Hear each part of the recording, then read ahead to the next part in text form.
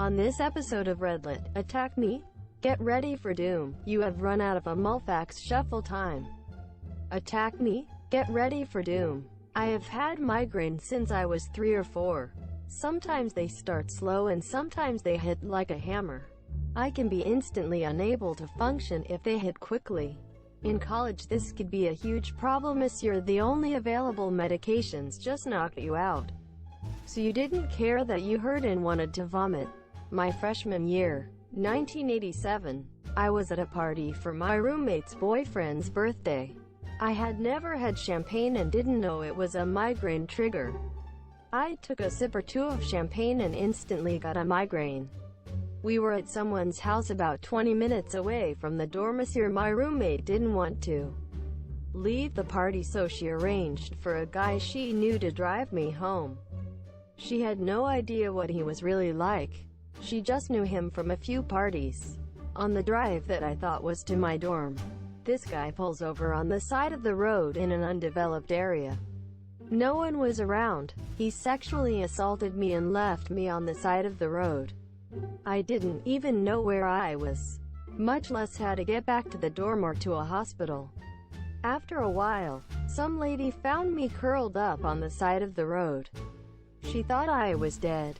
Cell phones were not a thing, so she half-lifted me into her car, rode down where she found me, and drove me to the nearest hospital. I could barely speak enough to tell the hospital people my name. I was beaten black and blue by this guy. The hospital knocked me out for about 8 hours with pain meds and muscle relaxers.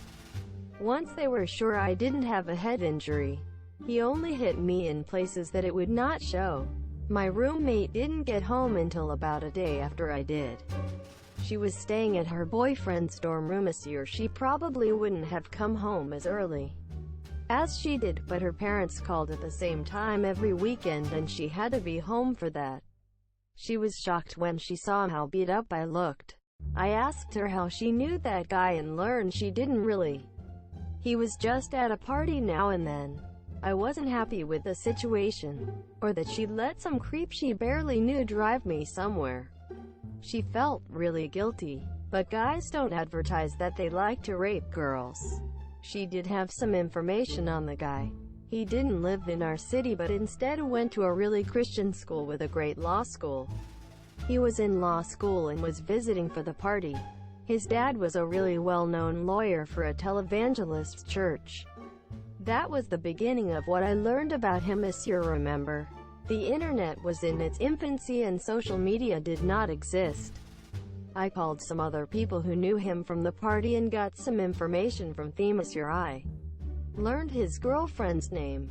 Then I went to the library and learned about this girlfriend, the church, the law school, the college he was at, etc. I had photos from the hospital.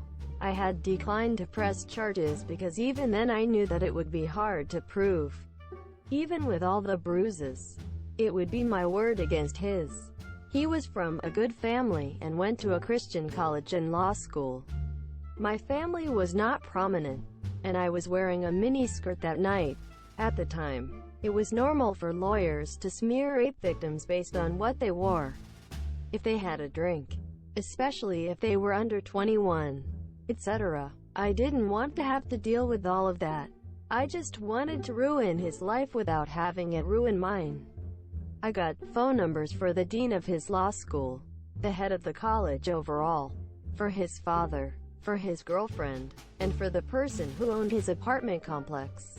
He lived in some fancy apartment owned by a guy who was a big donor to the college.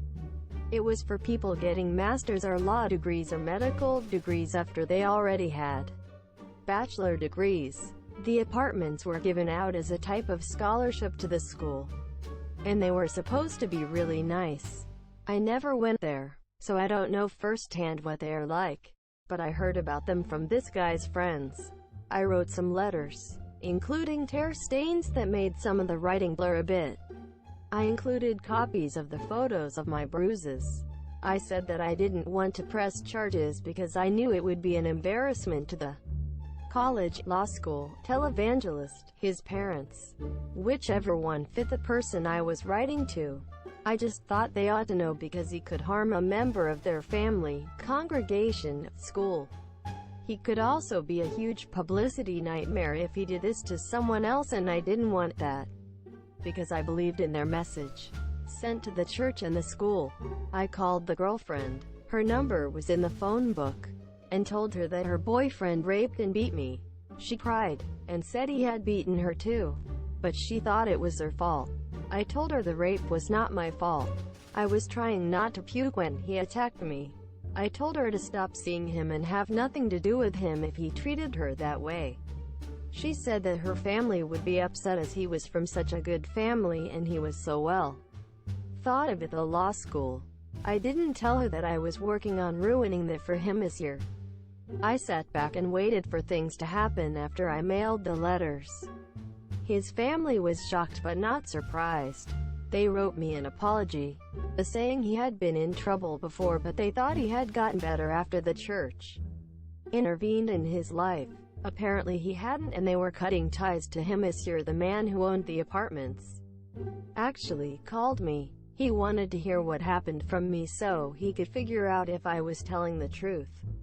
So I told him what happened and why I didn't press charges. He believed me and started eviction proceedings. A representative from the church called me to ask me to stop telling lies about the guy. I told them that they shouldn't protect a rapist to ask girls he dated how he behaved because his girlfriend told me that he beat her when he got angry.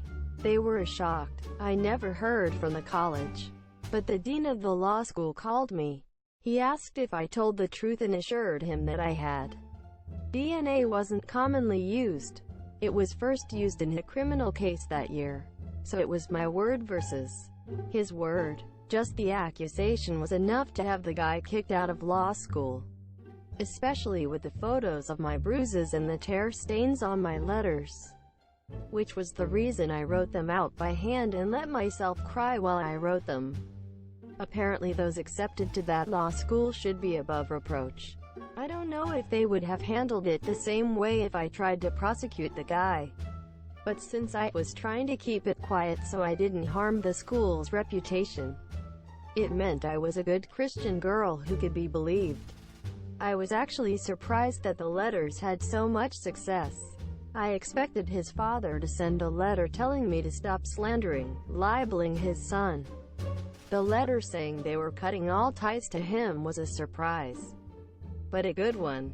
Sadly, it indicated that I was probably not the first to accuse him. About a year later I found out he was working for a company installing carpet in homes. I called that company and told them that they were sending a rapist into people's homes.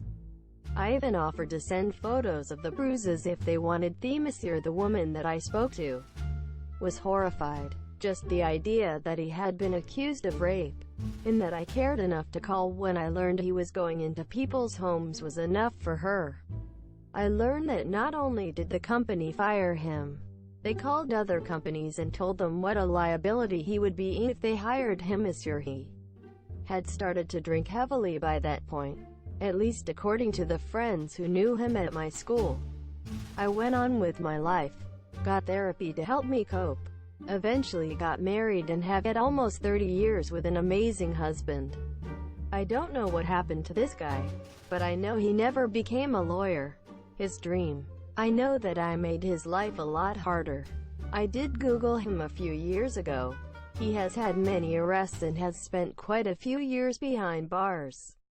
I like to think that by getting him kicked out of law school and getting his family to understand that he was very much unreformed, I helped speed him into the defendant's chair in a courtroom. You've run out of a Mulfax shuffle time. This isn't my story, it's my father's, but I'm posting this on his behalf. Decades ago, my father was studying computer engineering in America, and he was damn good at it too. He got his PhD, and from looking at the pattern recognition work he did to get it, I can say that he is part of the foundation that allows for tech like facial recognition and similar. Anyway, at the time, he was working his master's degree, and for some reason his university called in a PhD from China to lecture and assist in some work. This guy was 10 out of 10 asshole. Nobody liked him, and the only thing he ever did was rub his PhD in your face, because if you only had a bachelor's, then you were below him as your.